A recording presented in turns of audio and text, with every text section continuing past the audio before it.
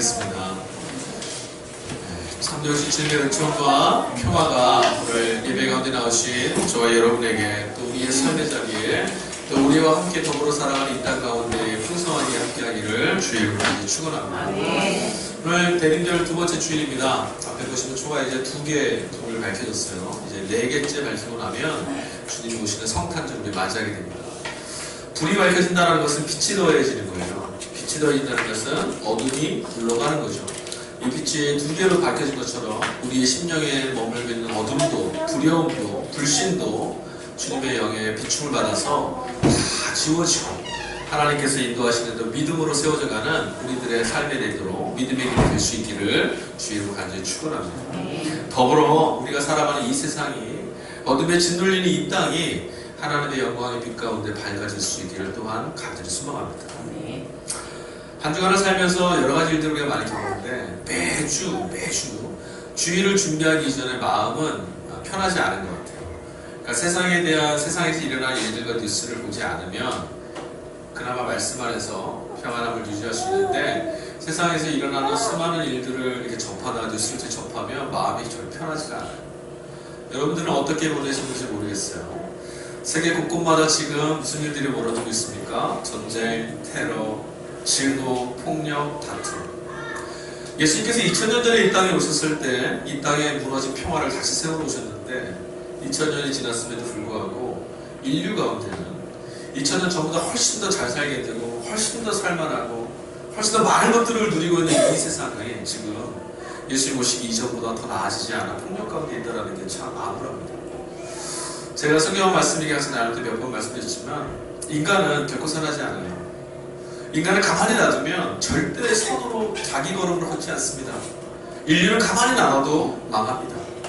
여러분 우리가 그 종말에 대한 이야기를 나눌 때 두려움을 막 갖고 있는 분들 있잖아요. 근데 여러분 하나님이 인류를 패망시키는 게 아니에요. 인류는 하나님 없이 살아갈 때 저절로 제 걸음대로 걷기만 하면 그냥 망해요. 오늘 우리가 접하는 뉴스가 그걸 말해주지 않습니까? 그러나 하나님은 이 땅에 2000년 전에 예수 그리스도를 보내셨듯이 이 절망 가운데 있는 우리를 구원하시려고 이제 또다시 당신의 아들 예수를 우리 가운데 보내주실 줄 믿습니다. 그 주님을 기다리는 것이 오늘 우리가 맞이하는 대림절입니다. 오늘 우리가 읽은 구약 본문 제1독서 성서일가로 주어진 구약 본문 말씀은 이사야서 40장 말씀입니다. 제가 워낙 41장 말씀이 우리 그 암송됐던 말씀이 많아서 주보다 41장을 써버린 것 같아요. 우리가 함께 읽은 이 이사야서는요, 양이 굉장히 방대한 책이에요. 예언서 중에서 제일 양이 큰 책 중에 하나죠. 66장까지 이루어져 있습니다. 그래서 그 양이 커서 대예언서라고 얘기해요. 이사야라는 선지자가 워낙 대단한 사람이라서 대자를 붙인 게 아니라 이 두루마리가 굉장히 컸거든요. 양이 많아서.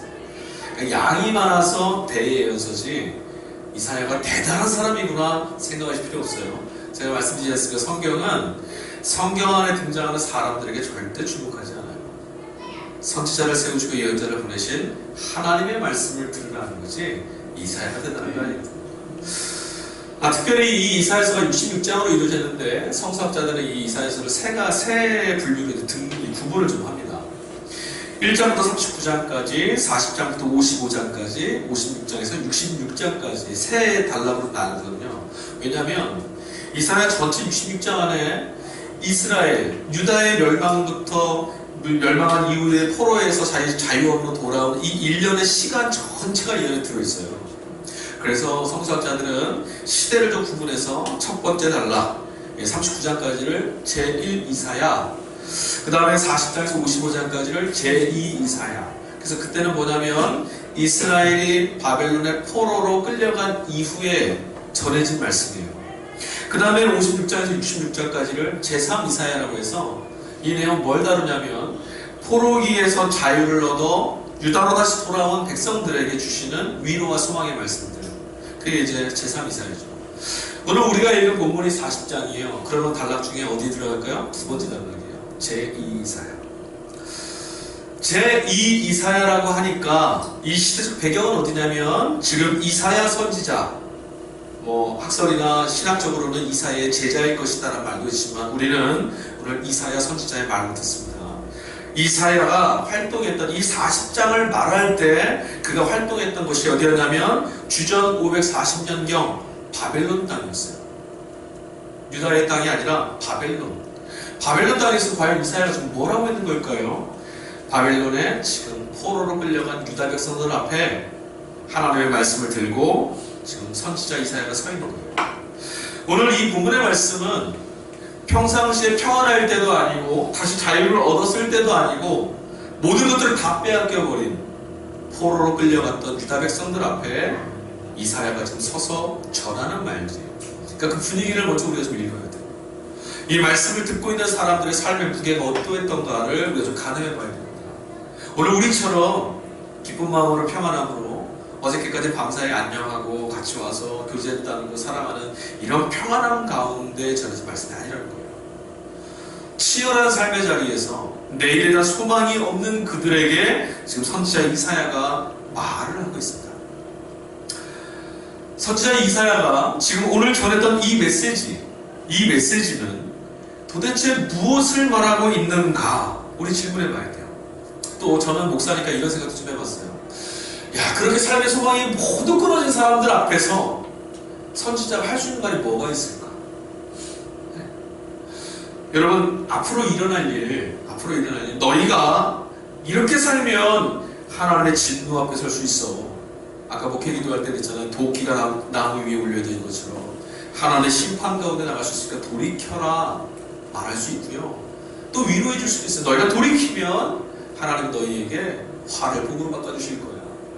위로해 줄 수 있어요. 그런데 오늘 이 자리에서는 이런 사람들 앞에서는 그 말을 못하겠다는 거예요. 왜요? 이들은 다 빼앗겼거든. 이미 바벨론에 끌려오기 전까지 무엇을 봤냐면 자기 땅의 백성들이 다 죽임당하고 끌려가고 성은 불타고 예루살렘 성전은 무너지고 모욕당했던 것들을 다 보았어요. 하나도 아무것도 저항할 수가 없었어요. 이 권력과 폭력이 너무 두려워서 압도적이어서 이들이 할 수 있는 것은 그저 두려움 가운데 떨며 포로로 끌려가는 일밖에 할 수 없었어요. 그리고 지금 이 포로의 땅에서 그들 눈에 비춘 것은 무엇이냐면 바벨론이라고는 어마어마한 대제국이에요. 그 제국에서 이들이 뭘 경험하냐면 이걸 경험합니다. 하나님 야훼보다 더 강력한 신이 있는 것 같아요. 바벨론의 신이 우리 하나님 야훼보다 더 강한 것 같아요. 왜요? 여호와의 성전은 무너졌지만 그들 끌려온 바벨론의 성은 너무너무 멋있었거든요. 어마어마했어요. 무너질 것 같지 않은 대제국이에요. 그러니 우리는 이렇게도 질문해 볼 수 있어요. 선지자 이사야가 과연 그 땅에 있는 유다 백성들에게 무슨 말을 할 수 있을까? 이 말은 무슨 영치를 갖고 그 백성들에게 또 말을 걸 수 있을까? 이거 목사로서 하는 질문이에요. 그리고 우리는 또 이 질문을 이렇게 바꿀 수도 있어요. 그럼 하나님은 이제 처절한 고통 가운데 나락에 떨어져 신음하는 이 백성들에게 무엇을 말하는 것인 걸까? 이미 다 이뤘는데, 이미 다 빼앗겼는데. 우리는 이런 상황에 도착하면 하나님께 원망할 수 있어요. 이미 밑바닥인데 이제 뭐하라고 그럴 수 있잖아요.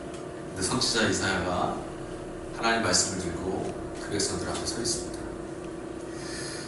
근데 오늘 이 본문의 말씀이요, 이사야가 전했던 이 말씀이 그 말씀을 듣고 있는 유다 백성들 앞에 포로된 유다 백성들에게는요, 현실의 상황하고는 전혀 관계없는 말도 되지 않는 그런 이야기들 뿐이에요.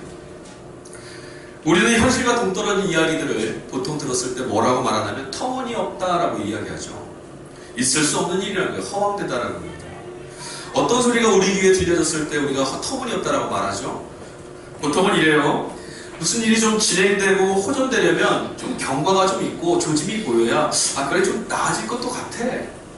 우리 이렇게 말할 수 있는데 그런 거 전혀 없이 어느 날 갑자기 이거 완전히 죽어있는 사람 보고 살았어 이런 말하고 우리 뭐라죠? 터무니없어. 우리들의 삶에서 뭡니까? 지금 한 해 두 해도 아니고 늘 이렇게 살아왔는데 뭐가 바뀐다는 말이에요 라고 할 때 터무니없는 말이에요 라고 우리 생각해요. 듣기는 좋지만 있을 수 없는 일입니다. 우리 속으로 생각하죠. 두 번째, 말하는 사람이, 그 이야기를 전해주는 사람이 현실 감각이 없는 사람일 때, 낮은데 뭐라고 말하냐면 야 별이 참 밝지 않아 이런 사람 보면 우리는 무슨 말이야 하게 돼요. 야, 이상한 기분 날아다니지 않아? 이런 말을 평상시에 하는 사람이 여러분의 내일에 대해서 희망의 메시지를 전할 때 여러분 믿어지겠어요? 터무니없는 말로 신뢰할 수 없는 사람의 말이니까. 세 번째, 어떨 때 우리가 터무니없다라고 생각하게 되냐면 이 말을 전해 들은 사람이 살아온 삶의 무게에 따라서 터무니없다라고 들을 때도 있어요. 이런 거예요. 아픔이나 절망이 오래되다 보면 소망의 메시지, 희망의 메시지, 아니 그것이 너무나 객관적인 이야기를 하더라도 그게 귀에 잘 안 들려요.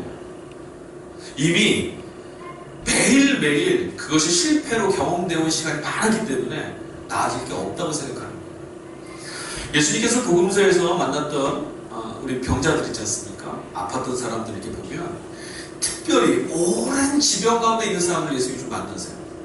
38년, 40년 막 이러잖아요.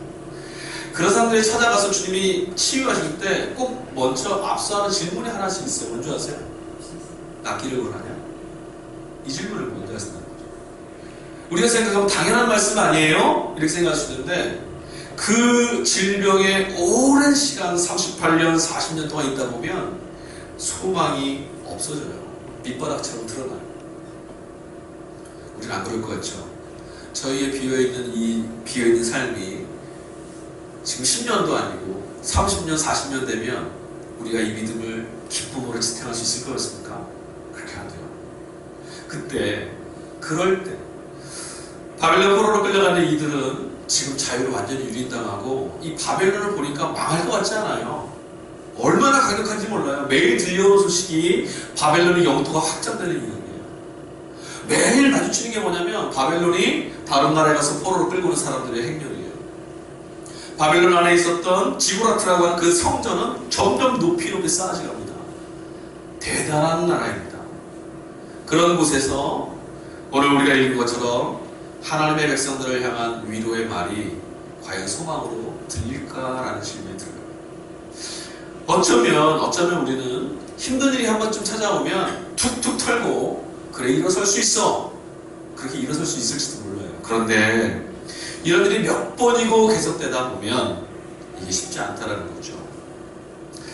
유다의 백성들은 해가 지지 않을 것 같은 이 바벨론 앞에 압도당해서 살고 있었어요. 그 힘이 거대해질수록 바벨론에 보여지는 모습이 거대해질수록 유다 백성들이 갖고 있는 것은 뭐냐면 우리의 자유와 우리의 해방의 가능성은 점점 낮아지는 거예요. 어느새 유다 백성들에게는 우리에게 자유는 있을 수 없어. 이게 일상의 말처럼 되어버린 거죠. 왜? 하나님의 모습이 보이지 않았거든요. 그런데 오늘 이사야 선지자의 목소리가 갑자기 이들 안에 들려왔어요. 소망이 다 없어지고 그냥 헤어진 마음으로 그냥 사는 거야. 눈을 떴으니 사는 거야. 눈을 감고 안 뜨면 죽는 거야. 이렇게 사는 이들에게 선지자 이사야의 목소리가 외쳐졌습니다. 2절 말씀이에요. 이렇게 말합니다. 너희는 예루살렘의 마음에 닿도록 말하며 그것에 대해 외쳐라. 그 노역의 때가 끝났고 그 죄악의 사함을 받았느니라. 이 부분에서 우리 앞에 한 분들만 볼까요? 노역의 때가 끝났다. 노역의 때라는 게 뭐죠? 바벨론 애들이 포로로 끌려온 게 마치 종살이하러 온 것 같다는 거죠.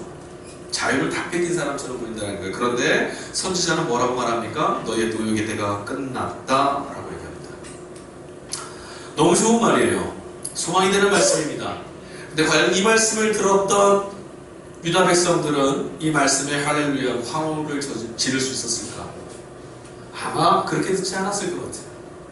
무슨 소리라는 거예요? 네 눈에는 저게 보이지 않아? 저 바벨론이 보이지 않아? 저 바벨론 왕의 저 궁정이 보이지 않아? 바벨론의 신인 저 전능한 마두룩의 성전이 무너진 여호와의 성전을 내려보이는 게 보이지 않는단 말이야. 넌 그동안 뭐 했어? 이런 말 할 법하지 않습니까? 우리는 일제시대를 겪은 민족입니다. 일제시대가 끝날 때 일본의 황제가 패전을 선언했을 때 그때 들려왔던 독립의 날처럼 지금 이스라엘 백성들에게, 이 유다 백성들에게 선지자 이사야는 그 어마어마한 소식을 전하고 있어요. 너희들의 노예 생활은 끝났다. 너희들의 노역의 시간은 끝났다. 하나님이 너희를 해방시켜줄 거다. 그때 환호가 없어요. 왜요? 터무니없게 들렸거든. 그런 하나님이시라면 유다가 망하지 않게 좀 도와주시지. 그런 하나님이시라면 바벨론이 싹을 틔울 때 좀 짓밟아 주시지. 그런 하나님이시라면 우리가 치욕과 함께 바벨론이 끌려올 때 길을 막아서고 우리를 되돌려 놓으시지. 그런 하나님이시라면 1년 2년 지났을 때 좀 뒤로 우리를 돌아가게 해주시지. 그게 유다 백성들의 한석했던 말이 아니었을까. 그런데 우리가 정말이에요? 정말 그런 일이 있게 될 겁니까? 라고 물으려고 했을 때, 그런 말이 우리 생각에 막 떠올랐을 때, 그 찰나에 선지자 이사야는 또 말을 이어갑니다. 5절이에요. 여호와의 영광이 나타나고 모든 육체가 그것을 함께 보리라. 아멘. 이 대목이 좀 시각적으로 다가오시는지 모르겠어요. 여호와의 영광을 모든 육체가 함께 보리라. 이 말은 뭐냐면, 모든 육체라는 것은 이 땅에 있는 모든 사람들과 모든 나라예요. 여호와의 영광을 보게 될 거다. 누가? 모두 다. 지금은 너희의 눈에도 보이지 않아서 터무니없게 들릴지 모르지만, 이제 여호와의 영광은 모두가 부정할 수 없이 우리에게 비추어질 거다. 여호와의 영광이 뭡니까? 하나님만이 하실 수 있는 일이 이곳에 일어날 건데, 누구나 다 아이 그런 일이 있을 수도 있지, 어쩌다 보니 그렇게 됐겠지, 이게 아니라 이것은 하나님이 우리 가운데 일하신 거야 라고 다 인정할 수밖에 없는 일이 일어날 거라는 거예요. 이제 바벨론의 포로로 끌려왔던 이들에게 노역의 때가 끝났다는 말이 어떻게 들렸어요? 터무니없는 말로 들렸죠. 있을 수 없는 일이에요. 근데 있을 수 없는 그 일이 이제 일어난답니다. 누구만 할 수 있습니까? 우리는 할 수 없어요. 우리는 경험할 수 없지만 하나님만 하실 수 있는 수준입니다. 그런데 그 일이 일어나서 너희만 아니라 유다의 백성들뿐만 아니라 바벨론도, 애국도, 아수르도, 그 지방에 있는 모든 나라와 민족이 너희 하나님 여호와가 일하셨다라고 고백할 수밖에 없게 될 거다. 이걸 지금 이사야가 말하는 거예요. 게다가 우리가 오늘 읽진 않았지만 제가 주보에다가 미리 성경지명이 있었을 것 같아요. 이사야 41장 11절 말씀에 보면, 한 장만 넘기면요 뭐라고 되어 있냐면 이렇게 되어 있어요. 제가 우리가 처음에 읽어볼까요? 한 장만 넘기면 되니까. 41장 11절입니다. 같이 한번 읽겠습니다. 보라, 내가 노하던 자들이 수치와 욕을 당할 것이요 너와 다투는 자들이 아무것도 아닌 것 같이 될 것이며 멸망할 것이라. 아멘. 이 말씀도 참 재밌어요. 누가 보아도 현실적으로는 지금 여기 이사야를 통한 하나님의 말씀 뭐라냐면, 너와 다투었던 이들이, 너를 괴롭히고 너를 욕보이고 능욕했던 그들이 망하게 될 거다, 이렇게 말해요. 근데 현실은 뭐죠? 이 말씀을 듣고 있는 이 현실의 자리에서는 실제로 수치와 능욕을 당하고 아무것도 아닌 존재처럼 함부로 평가받고 무시당하고 멸망당해 있는 이들은 바로 유다 백성이에요. 현실. 그렇지 않습니까? 선지자 이사야의 말은 너희를 괴롭혔던 그들이 하나님이 갚으실 거다라고 말하지만, 이 말을 듣고 있는 유다 백성에게는 우리가 지금 그 상황이라고요. 우리가 수치를 당하고 하나님 백성이라는 우리가 모욕을 당하고 있고, 세상이 우리를 아무것도 아닌 것처럼 손가락질하고 있고, 우리는 이미 망했잖아요. 그런데 선지자 이사야는 유다를 괴롭히던 그들이, 바로 그 적들이 이런 수모를 당하게 될 거라고 말합니다. 터무니없는 이야기죠. 오늘 본문으로 다시 돌아와 보면 3절과 6절이 이렇게 시작돼요. 외치는 자여, 말하는 자여, 외쳐라. 외치는 자, 말하는 자는 누구죠? 선지자입니다. 하나님의 말씀을 가지고 하나님의 말을 전하는 사람, 현실의 이야기를 전하는 사람들이 아니라 하나님의 행하신 일들을, 그의 말씀을 전하는 사람들아, 뭐라고요? 외치고 말하여라. 이 말씀 3절과 6절이요, 외치는 자여, 말하는 자여, 외쳐라 라고 하는 이 말이 이렇게 들리지 않으세요? 터무니없는 이 환경 가운데 처해있는 그들에게, 선지자 이사야에게는 하나님께 이렇게 반문하는 것처럼 들려요. 하나님, 대체 무엇을 말하라는 겁니까? 이런 자리에서 뭘 외치라고 하시는 거예요? 이미 우리는 망했고 이미 우리는 모욕당하고 있는데 여기서 뭐 말하라고 하시는 거예요? 이렇게 들려요. 선지자 이사야에게도 아마 하나님 말씀, 이 말씀을 갖고 외치라는 이 말은 굉장히 낯설었을 거예요. 왜? 선지자 이사야도 몸을 입고 있고 이 세계를 보고 있잖아요. 어떻게 살고 있는지 너무 뻔한데 나보고 저기 가서 지금 끝났다라고 말하라고요? 하나님의 말씀이 노예의 때가 끝났다라고 말하라고 그러면 바벨론이 망한다는 얘기인데 저렇게 시끄럽게 살아있는데 나보고 이 제국이 망한다고 말하는 겁니까?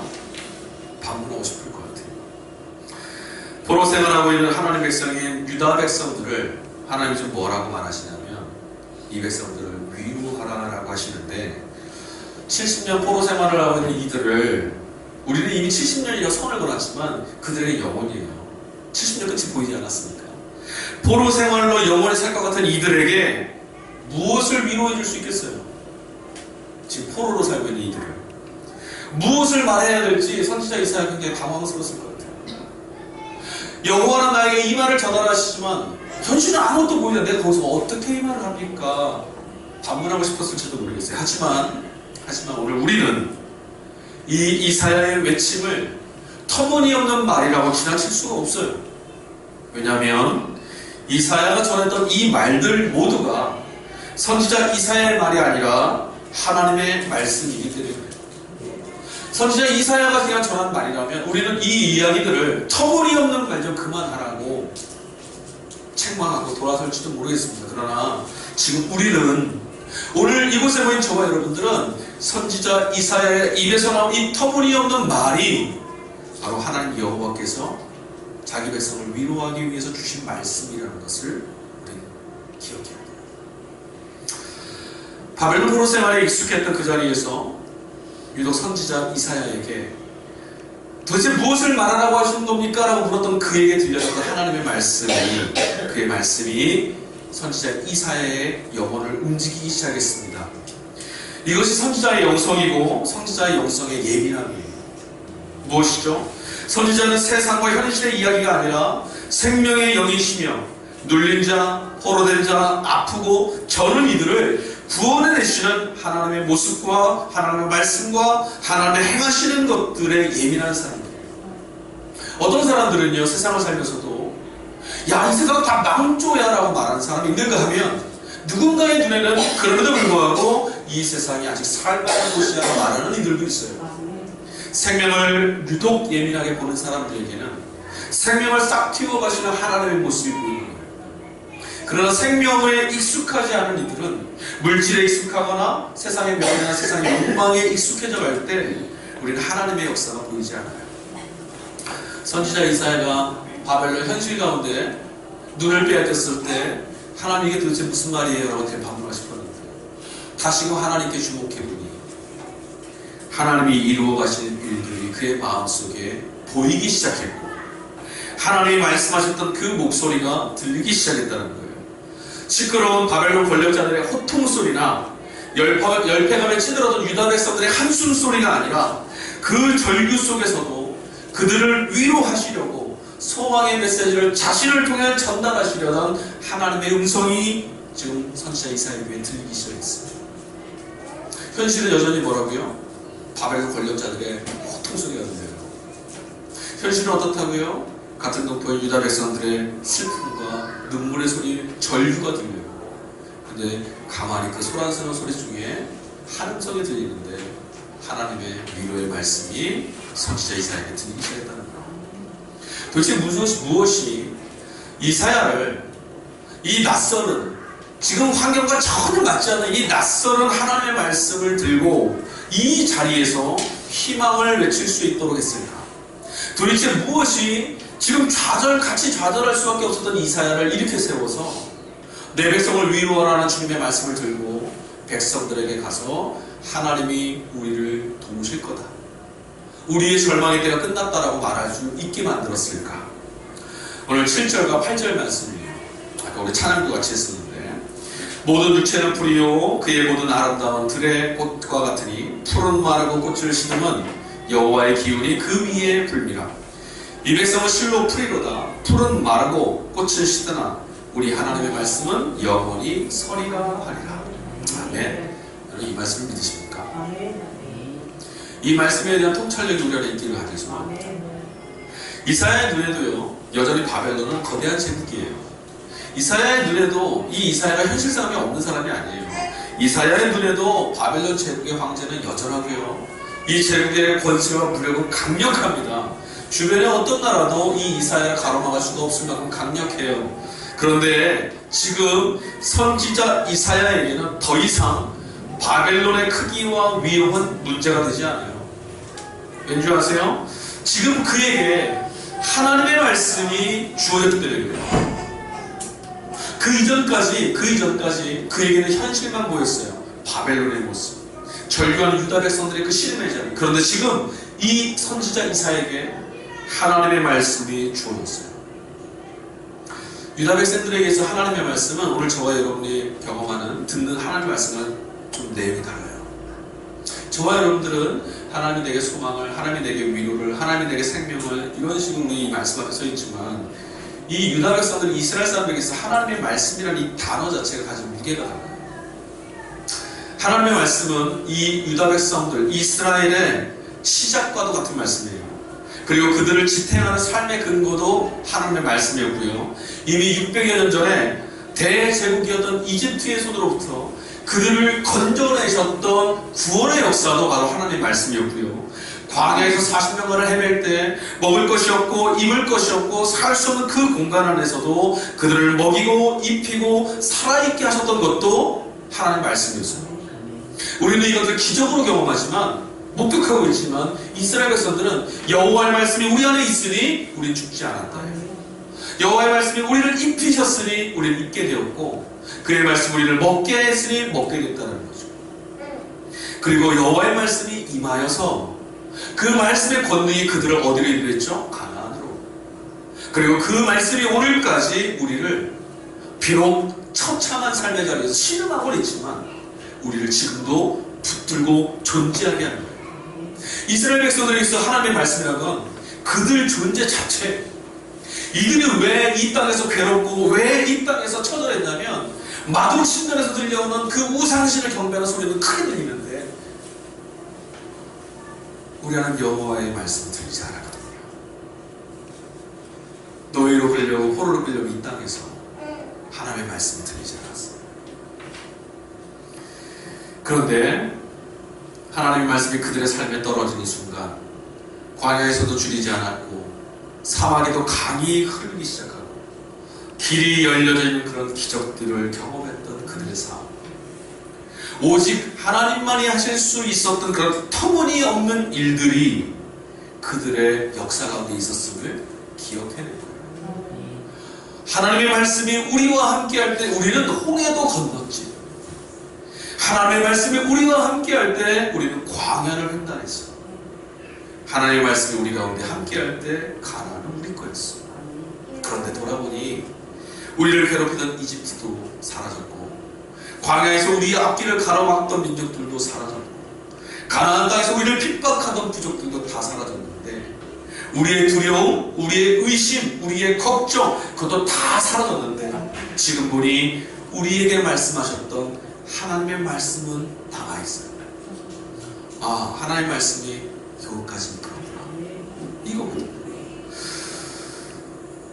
바로 지금 바벨론 포로된 유다의 땅에 선지자 이사야를 통해서 잃어버린 그 말씀이 떨어진 거예요.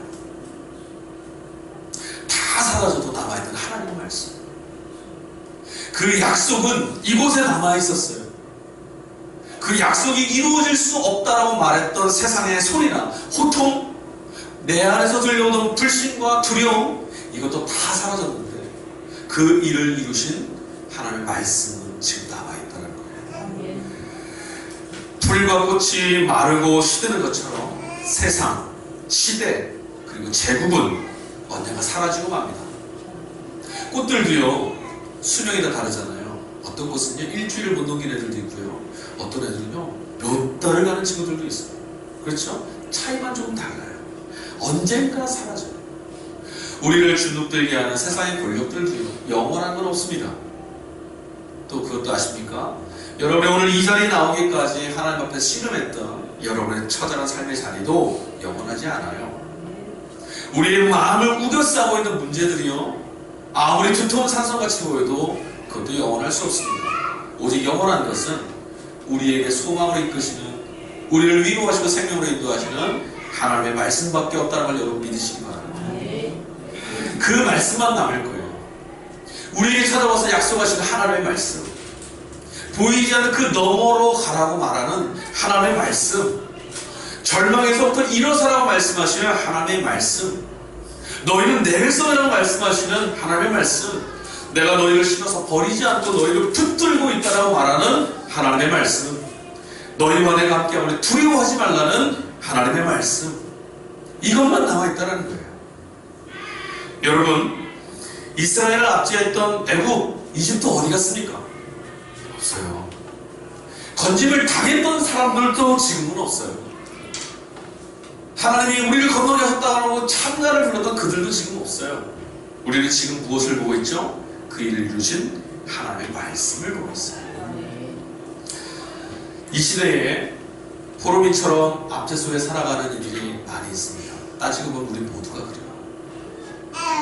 하나님이 우리에게 주시는 자유와 평화와 생명이 우리 안에 들여지지 않아요. 절망 속에 살아가는 이들도 있어요. 소망이 없다고 말하는 사람들도 있습니다. 그런데 이 시대에 우리는 선지자 이사야의 입에서 외쳐졌던 것처럼 말하는 자들이 되었다. 뭐라고요? 여호와의 말씀 영원히 살 것이다. 하나님의 말씀은 영원히 남는다는 사실들을 기억해야만 합니다. 어떤 하나님의 말씀입니까? 너희의 노역의 때가 끝났다라고 말씀하시는 하나님의 말씀이에요. 여러분의 삶에 얼마나 무거운 짐을 짊어지고 노역과 같이 살아가시는지 모르겠지만 하나님은 오늘 이 주일에 선지자 이사야를 통해서 주전 540년경에 주어졌던 이 말씀을 바로 저와 여러분에게 다시 건네고 있어요. 너희의 노역의 때가 이제 끝났다. 내가 너희에게로 가고 있다. 사랑하는 교회 여러분, 하나님의 말씀이 어디에 누구에게 전해집니까? 하나님의 말씀은 누구에게 전해집니까? 망하고 수치와 능욕을 당하고 삶의 소망이 모두 끊어졌다고 말하는 이들의 삶의 자리에 하나님의 말씀은 전하여집니다. 한편으로 보면 오늘 우리가 이 자리에 올 때까지 무거운 자리에 마음이 무거웠다면, 우리의 삶이 그렇게 무거웠다면 오늘 이 말씀은 바로 여러분의 것입니다. 이 말씀은 바로 우리에게 주어지는 말씀이에요. 너희를 무너뜨리려고 했던 이 모든 것들이 다 사라질 거야. 왜? 풀을 봐봐, 꽃을 봐봐, 마르고 시들잖아. 그러나 내가 너와 함께 하겠다고 말한 이 말, 이 말씀은 남아있게 돼. 그것을 보게 될 거예요. 여러분, 용기를 내십시오. 긍정의 힘으로 이 버텨보라는 말씀 드린 게 아니에요. 지금 하나님이, 역사를 관통하신 하나님이 오늘 우리에게 똑같이 말씀에 오시는 이 음성을 들으라고 해요. 그리고 한 걸음 내딛으십시오. 절망이라고, 끝이라고, 낯설은 말이라고, 터무니없다라고 말해지는 그 환경에서라도 하나님이 말씀하셨다라면 걸어가 보는 겁니다.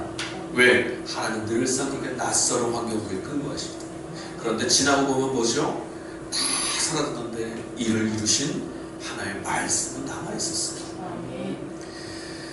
여러분 기억하십시오. 오늘 본문의 마지막 절 말씀이에요. 우리 11절 말씀인데 한번 더 같이 한번 읽어볼까요? 40장 11절 함께 읽겠습니다. 그는 목자같이 양떼를 먹이시며 어린 양을 그 팔로 모아 품에 안으시며 젖먹이는 암컷들을 온순히 보호하시리로다. 아멘.